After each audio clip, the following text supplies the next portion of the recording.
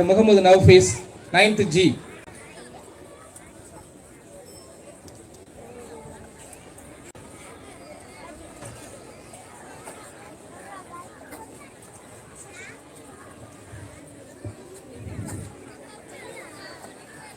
Assalamu alaikum warahmatullahi wabarakatuh. கல்வி புரட்சியின் நாயகன், நவீன கல்வியின் சிற்பி, இந்து முஸ்லிம் நல்லிணக்கத்திற்காக போராடியவர் மகாத்மா காந்தியின் நெருங்கிய நண்பர், இந்திய விடுதலை போராட்ட வீரர், இந்தியாவின் காங்கிரஸ் தலைவர், மரியாதைக்குரிய சுதந்திர இந்தியாவின் முதல் கல்வி அமைச்சர் மௌலானா அபுல் கலாம் ஆசாத் அவர்களை பற்றி மாணவர்களாகிய நாம் அறிந்து கொள்ள வேண்டும் என உங்கள் முன் ஆவல் கொண்டு பேச வந்துள்ளேன். மௌலானா அபுல் கலாம் ஆசாத் 1888 ஆண்டு நவம்பர் 11 சவுதி அரேபியாவில் உள்ள மக்காவில் பிறந்தார்கள். விளையும் பயிர் முளையிலேயே தெரியும் என்பதற்கேற்ப இளம் வயதிலேயே அறிவாற்றல் மிக்கவராக காணப்பட்டார். கணிதம், தத்துவம், இலக்கியம், அறிவியல், உலக வரலாறு இவற்றில் தேர்ச்சி பெற்று இளம் வயதிலேயே திருக்குர்ஆனை கற்று தேர்ந்தார். 12 வயதில் இலக்கியம் கட்டுரை, 16 வயதில் வார பத்திரிகை மாத இதழ்கள், 17 வயதில் இஸ்லாமிய உலகில் பயிற்சி பெற்ற ஆன்மீகவாதி.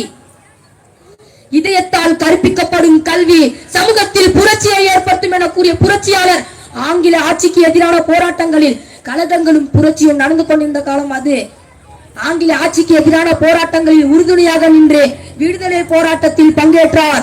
இம் என்றால் சிறைவாசம், ஏன் என்றால் வனவாசம் என்ற காலகட்டத்தில் நாடு முழுவதும் மாறு வேடத்தில் சென்று மக்களிடத்திலே சுதந்திர வேட்கை ஏற்படுத்தினார். அடிமைத்தனம் அழகான பெயர்களை கொண்டு இருந்தாலும் அது மோசமானது. மௌலானா அபுல் கலாம் ஆசாத், ஆசாத் என்றால் சுதந்திரமுடையவன் என்பது பொருள்.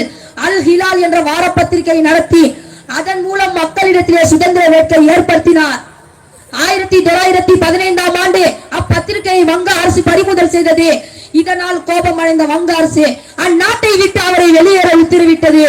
இதனைத் தொடர்ந்து பம்பாய், பஞ்சாப், டெல்லி, யூபி மாகாண அரசுகளும் இவரை தடை செய்தன.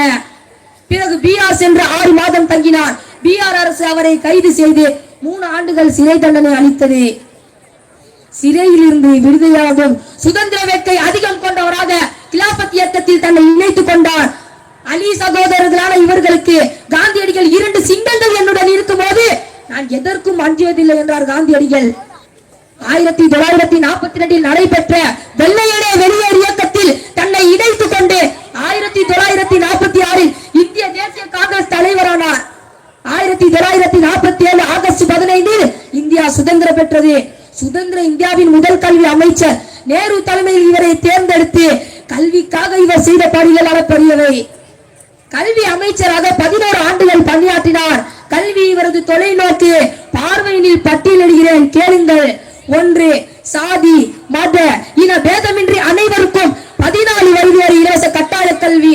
2. 1951 ஐஐடி கல்வி நிறுவனம். 3. 1953 பல்கலைக்கழக மானிய குழு, அதாவது யுஜிசி.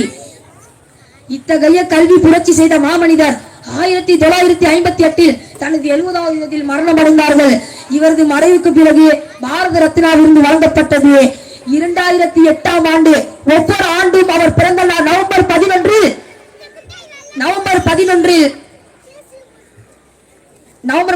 தேசிய கல்வி தினமாக கொண்டாடப்படுகிறது. கல்வியாளர்கள் மாணவர்களிடையே விசாரணை, படைப்பாற்றல், தொழில் முனைவர் மற்றும் தார்மீக தலைமத்துவத்தின் திறன்களை உருவாக்கி அவர்களை மாறி முன்மாதிரியாக மாற வேண்டும் என்றால் மௌலானா அபுல் கலாம் ஆசாத் அவர்களை பொன்மொழிகளோடு எனது நினைவு செய்கிறேன். அது மட்டுமா, பல்லாயிரம் ஆண்டு கால வரலாற்றை கொண்டு நமது நாடு அதன் செல்வையில் இணையற்றது.